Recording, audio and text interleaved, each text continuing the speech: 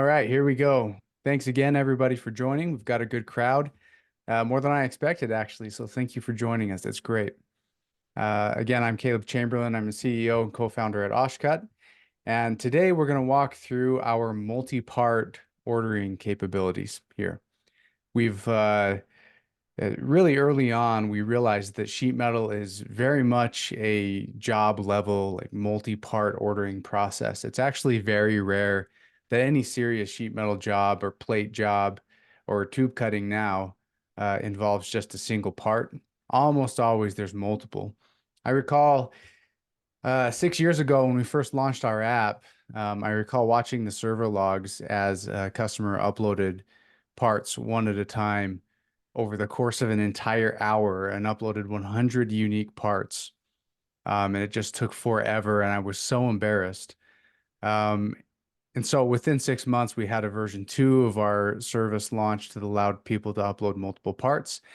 And we've recently expanded on that even more, providing tools that allow people to upload and configure parts and save them in a way that allows them to be ordered again in the future, or provided to another, say, a purchasing department or so on, so they can be ordered easily. So I'll walk you through that system. And if you have any questions, feel free to jump in and ask.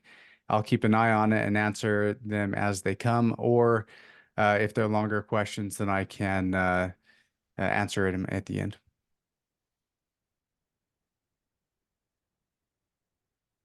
All right, so a lot of you should be familiar with this. This is where you upload and configure parts in our system to place an order and get instant prices. So there's two ways to add parts in bulk. One is that you can just select them all and drag drop them into your cart. I'm going to do it by clicking the upload button here. I've prepared just a handful of parts. There's 12 of them here, but you can do any number of parts all at once, and our system will just go through and process them all together.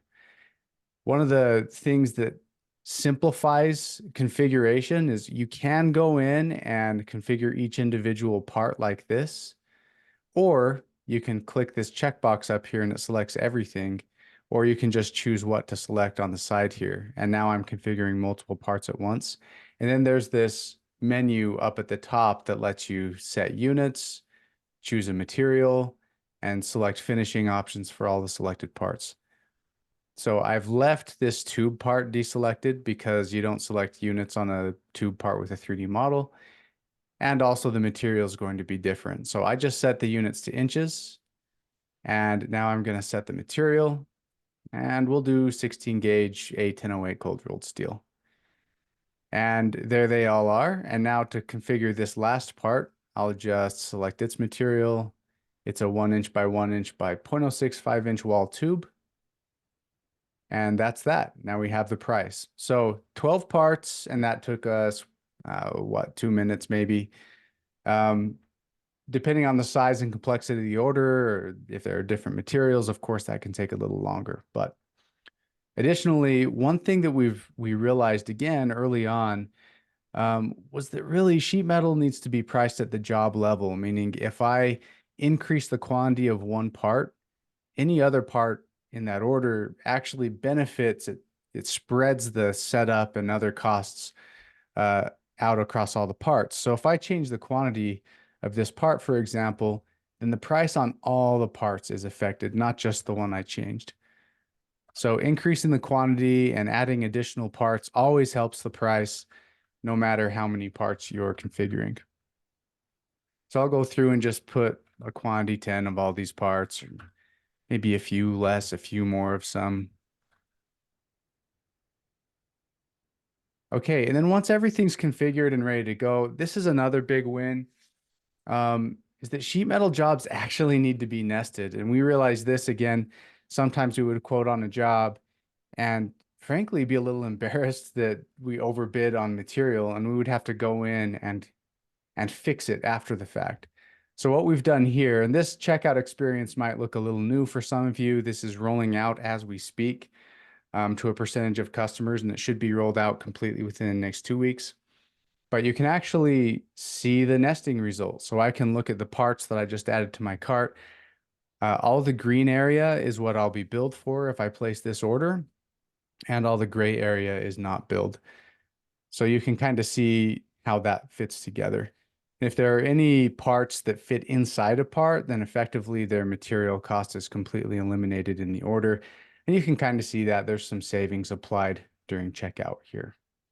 And again, that's just a big, any serious sheet metal job is going to need nesting. And that means if it's going to happen online, it's got to have an online nesting that shows you the result.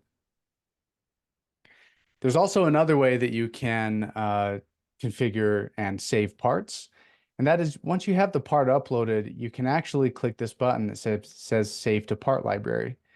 And when I do that, I can give it a part number, I can give it a revision, and I can give it tags. So I'll give it a new part number here. I'm just going to call it steel tube. And I'll call it revision 1. That's optional. And then you can give it a tag. So I could call it tube parts. And that allows me to easily search for that part in the future. So once this is saved, it actually shows up. I'll pull up my account here. We have the part library here, and here's all of these saved parts I've saved in the past. I can search for those parts by the tag. For example, here's one called Project 1, and here's everything in that project. Or I can search by part name. So here's one called BL17. Nope. BL17. And there it is. And that can allow you to store multiple parts and access them easily in the future when you need to add them to an order. Another really nice thing about the part library is that it is the same part in our system. So once it's been produced once, our system remembers the bend program, the cut programs, the finishing options. So you can have confidence that what you order, what you get the second time is going to be the same as what you got the first time. But I'm going to go, here's another group option. I'll select all the parts, delete them from my cart. And then if I want to add from a part library, I can just do this, add from part library. Here's all the parts I've saved in the past. I want to add everything in project 1. So I search for it. I select all those and click add to cart. And there they are.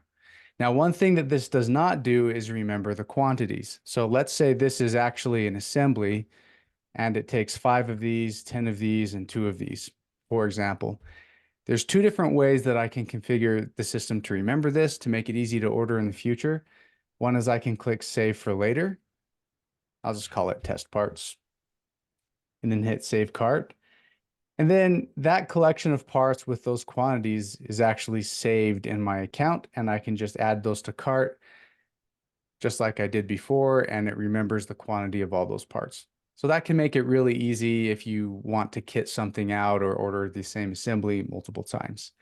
There's also another way to do that we just added, and I'll delete these again so I can show you. I've built a list here of part numbers, revisions, and quantities. The revision column is actually optional, but I can actually take this and select all those parts and copy it. This is just in Google Sheets, but it works in Excel as well. I can copy those, come back in here, and then click paste part numbers and quantities. And from here, here's a little demo video, but I'll just click paste. And here's all those parts and their quantities that were detected in that spreadsheet. Now, it didn't find one part that was actually intentional, so I could show you what it would do. This part called my part isn't actually a saved part. I had that in the spreadsheet, but it's not in the system. That's fine. So I'm going to just add parts to cart, and there they all are with the quantities, with the instant quote. And of course, I can just from there go into checkout again. So there's 3 different ways to quickly do that. You can save a cart, you can save parts to a part library, you can save parts to a spreadsheet that you maintained, and then just copy those quantities into the system. That could also be really nice if you're, say, in engineering and you want to save parts that you know are correct and then provide that part number to purchasing, who can then go in and add in this way. More to come on that. Stay tuned. We'll do a future webinar on company accounts, which is a feature we're launching very soon.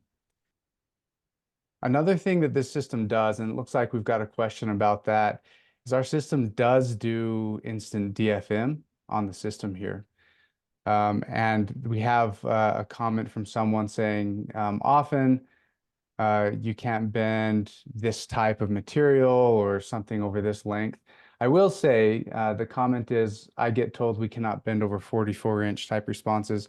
We actually can bend up to 10 feet in most materials. Someone calls out a competitor who has that limitation, but fortunately we can actually bend longer material than that and ship it. So you might want to just compare what our system can do and what other vendors can do, and take it from there. So, all right, everybody, thanks for joining. This has been a short one. Keep it short and sweet. If you have any other questions, feel free to send out an email, and we can take it from there.